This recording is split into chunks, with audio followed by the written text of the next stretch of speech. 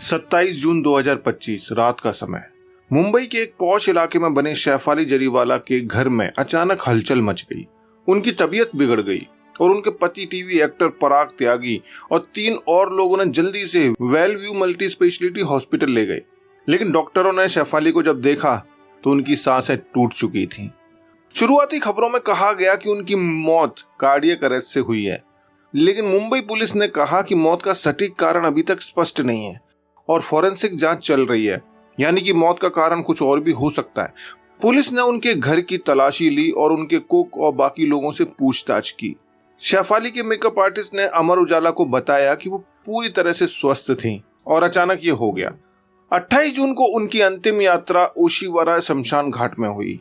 सवाल ये था कि इतनी कम उम्र में शेफाली का जाना, क्या ये सिर्फ एक हादसा था या कुछ और? आइए उनकी जिंदगी की कहानी पर एक नजर डालते हैं। दोस्तों, 2002 में एक गाना आया था, कांटा लगा। ये ओरिजिनली 1972 में आई फिल्म समाधि का एक हिस्सा था। इसे रिमिक्स किया गया था एक म्यूजिक वीडियो के लिए। ये वीडियो इतना भयानक पॉपुलर हुआ और इस गाने में नजर आने वाली लड़की शेफाली जरीवाला रातों रात स्टार बन गई। लेकिन कांटा लगा के बाद ऑडियंस को वो ज्यादा दिखी नहीं। क्या थी उनकी पर्सनल लाइफ की कहानी? तो दोस्तों, शुरू से शुरू करते हैं। शेफाली जरीवाला का जन्म 15 दिसंबर 1982 को गुजरात के अहमदाबाद में हुआ। शेफाली एक मिडिल क्लास गुजराती फैमिली से आती हैं, जो मुंबई में बेस्ड थी। विवेकानंद स्कूल से पढ़ाई करने के बाद मुंबई के Sardar Patel college of engineering में पढ़ाई कर रही थी। सपने भी ज्यादा बड़े नहीं थे, बस आईटी इंजीनियरिंग खत्म होने के बाद विदेश के किसी कॉलेज से एमबीए करना चाहती थी और उसके बाद सेटल होने का प्लान था। लेकिन किस्मत ने कुछ और ही तय कर रखा था। हुआ यूं कि एक दिन शेफाली अपने कॉलेज के बाहर खड़ी थी और वहां एक डायरेक्टर आया। उसने एक म्यूजिक वीडियो करने का ऑफर दिया और कहा कि ये उनकी जिंदगी बदल देगा। हालांकि लगभग हर लड़की का सपना होता है टीवी में, फिल्मों में खुद को देखने का, लेकिन शेफाली ने ऐसा कुछ करने के बारे में कभी सोचा भी नहीं था। एंटरटेनमेंट इंडस्ट्री से उनका कोई जुगाड़ू वाला कनेक्शन नहीं था। खैर, शेफाली के अकॉर्डिंग उनके इस वीडियो को हाँ करने के पीछे सिर्फ एक ही वजह थी और वो थी पॉकेट मनी। यानी कि सिर्फ पॉकेट मनी के लिए शेफाली ने इस वीडियो को किया, ऐसा शेफाली का कहना था। लेकिन इस वीडियो को करने के बाद शेफाली के बिना देखे ही वो सपना सच हुआ जिस सपने को पूरा करने के लिए कई लड़कियां जी तोड़ मेहनत करती आई हैं। कांटा लगा रिलीज हुआ और भयानक वाला हिट हुआ। शायद ही ऐसा कोई हो जिसे उस समय इस गाने की पॉपुलैरिटी का पता न चला हो। डिस्को, शादी, पार्टी, ऑटो रिक्शा से लेकर लोगों के रिंगटोन तक ये गाना पहुंच गया था। हालांकि इस गाने को फूवर्ड भी कहा जाता है, और क्यों, वो आप इस गाने को देखकर समझ सकते हो। दोस्तों, 2002 का ये वही दौर था जब घरों में टीवी पर इस तरीके के गाने नहीं देखे जाते थे और एंड्रॉइड फोन हुआ नहीं करते थे। उस समय इस गाने को टीवी पर देखने के लिए लड़कों को बड़ी मुश्किल हुआ करती थी। लेकिन इस गाने के बाद शेफाली कहाँ गायब हो गई? अगर किसी आर्टिस्ट का पहला प्रोजेक्ट ही ब्लॉकबस्टर हो जाए तो उसके लिए आगे का रास्ता काफी इजी हो जाता है, ऐसा माना जाता है। और शेफाली के साथ भी ऐसे ही हुआ, लेकिन वो उसे कंटिन्यू नहीं रख पाई।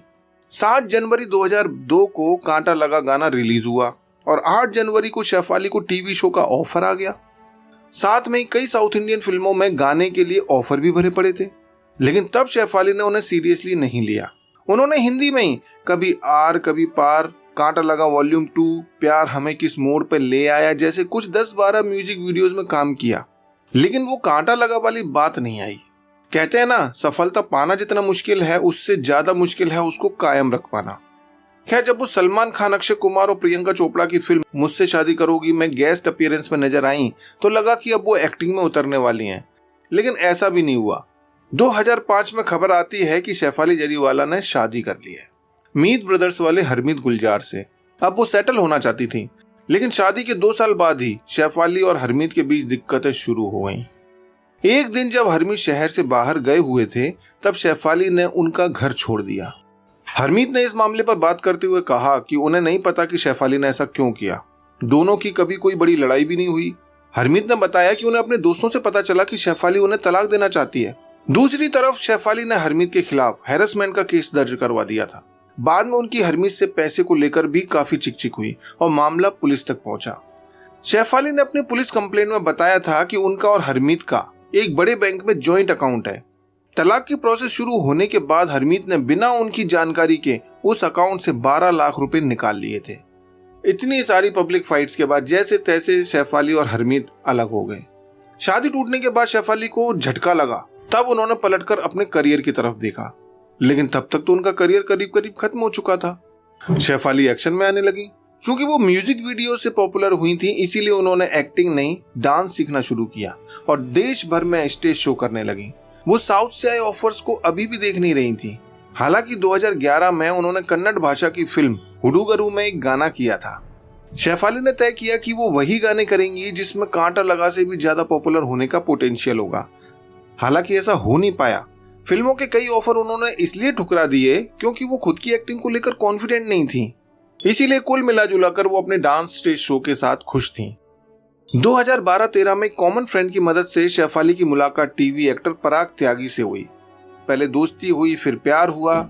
उसके बाद पराग और शेफाली ने 2013 में couple dance reality show Nach Baliye 5 में हिस्सा लिया और इसी शो पर पराग ने शेफाली को शादी के लिए प्रपोज किया और शेफाली मान गई।